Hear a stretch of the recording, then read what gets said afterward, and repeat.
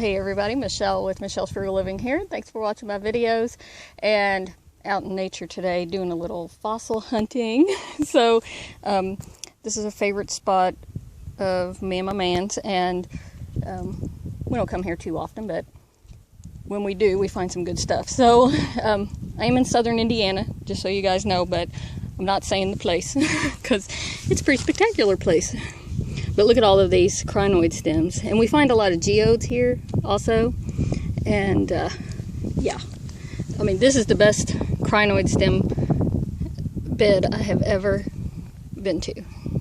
Not that I've been to a lot of them, but you could just stay in one spot for an hour and never pick them all up. They're incredible. I'll show you some more. Okay, so there's this hill right here. It goes up pretty high, so I won't be going all the way up there. But we find really good stuff in these washouts because over there where I showed you before was kind of a little road access, and so it's been driven on and people walk there and everything. So they haven't really been disturbed other than being washed out of the hill. So you can find some larger bits like these here. Just putting them in a baggie. But over here, see if I can find it again. I might have lost it now that I walked away from it. Oh yeah, up here. See, they're just here in the, I'll get up my shadow off of it, here in the washout, but there is some pretty sizable stuff up in the hill up there. So I'll have to climb up a little bit and get that. Okay, so we got find things like this with a whole bunch of different fossils in it. This whole big piece, and then like this has a variety of things in it. And I think these are horn corals. And I found this little shell-like thing. I never found anything like that before. And my man found this. It's so unusual. We haven't ever found anything like that before, so that's really great. So these are the other kind of things we're finding out here. Okay, so now we've come over to like this washout, like it forms a creek when it rains a lot here on the hillside. So anyways, we're looking for geodes over here on this side. So, oh, this one's busted. But still kind of interesting to see inside because I don't really like to bust open my geodes, so it's fun to find some that are busted open sometimes. So there's those. And I saw another one. Oh, here's some up here. See, that's a nice one right there. The biggest geode that we ever found, and it wasn't even around here. We were further north. It was like 70 pounds. But yeah, we found a hotbed of them one time. So anyways, there's a geode too. So we'll be looking for geodes. Okay, so another reason we came out into the woods today was to see if we could find any mushrooms. And look, here we are.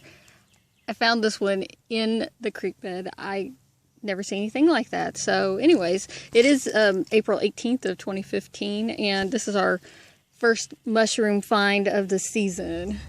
Okay, so it's a couple of days later, and I wanted to show you what I picked up out in the woods.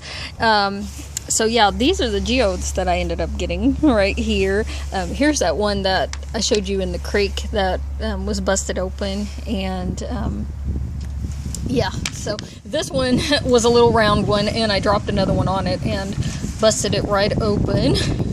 So yeah, and geodes, like, they look different inside, you know, they do, because this right here that I found, this big chunk is a crystal out of the inside of a very large geode. So I found that, and I certainly have some larger geodes and everything. But anyways, oh, and I found this rock with a nice hole in it. Yeah, and I really liked this one. It kind of has a red tint to it. And where's the other one? Oh, this one over here. The hole, actually, you can see the light through there. The hole, it got busted on both ends, and so it has a hole all the way through it. So anyways, yeah, it was pretty heavy carrying that out, because by the time we went back, and we probably walked at least a mile in, you know, and then came back out and everything. So geodes form where there are ancient volcanoes and they're really old. And yeah, oops, I lost a crinoid down in there. So anyways, those are some other geodes, and that one's a pretty big one that I had picked up in the same area on a different trip or whatever. So but the real gems that I got there, and why I really wanted to go there, was for the crinoid stems. I don't know how many I got here, hundreds, and a few pieces of conglomerate stuff right here, you know. But yeah, all kinds of crinoid stems there. But I pulled out the better ones, I thought, and I have them here, so I wanted to show them to you. These are the horn corals, I guess. I don't know what their real name is, and there's a variety of them. But yeah, I've never found so many at one time, and to find so teeny ones. I normally find larger ones. I wish I had a bigger one. A lot of times they're that big around at the base, but I didn't find any big ones today. I just found all these little bitty ones, which is cool, and a couple of other different kinds of shells. I got that, and then that little piece of some kind of a sponge, I suppose. There's a shell. Some little teeny geodes I picked up. I don't know what kind of rock that is, but I liked it. That one has some like a shell imprint in that piece of rock. I don't know. This has crinoid stems and a geode attached together. Really nice piece, and just a variety of just little bitty things that I found there. And then here's some really teeny crinoid stems that I picked up. Some of these I didn't pick up. They hitched a ride on the other ones, and I put them in a bucket, and then I just hosed and dumped the water off and hosed them down some more, and that's all I've done. But I do want to clean them up some more before I put them in the jars to keep them.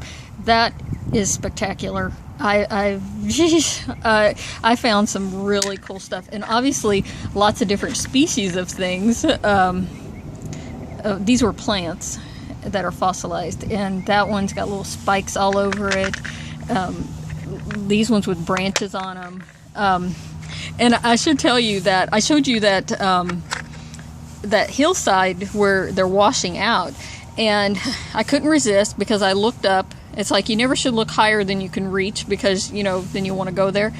And so I looked up, and of course I wanted to climb up there. And I had before somewhat gone up there. So anyways, I climbed up at least 6 feet up, where I, you know, before I lost where I could really get some good footing. And then as far up as I could reach, you know, 6 feet above that, above my feet, I should say. So about 12 foot up I could reach. Found some of these larger pieces right here up there, but I did find where the layer where the crinoids were coming out of. There was a distinct layer. It was about maybe a foot and a half thick, and you know, if I had a spade and could hold on to the side of the hill for any amount of time, you know, you could stand there and just dig them out and get you know, some really good ones. And it was probably about 10 feet up from the ground level, up to where that layer was at least. So yeah, some of these would have been pretty sizable. They're like mushed, and but yeah, just some really spectacular pieces that I got. And this is crazy. It's all spiked around the edge, probably like that one there. And then these red ones, they're a little less common. And in fact, I don't know that I ever found red ones anyplace but at this site. This one, actually I found over in the creek bed, so it's got a lot of weathering on it. It had been tumbled through the creek, and I think this I picked up in the creek bed as well, because it wasn't just straight out of the dirt. So anyhow, yes, it was a spectacular day. I think this is, I don't know what's my favorite. I really like this one, but I really think this is really cool, even though it's really teeny. Yeah. All right, thanks for watching. Talk to you later.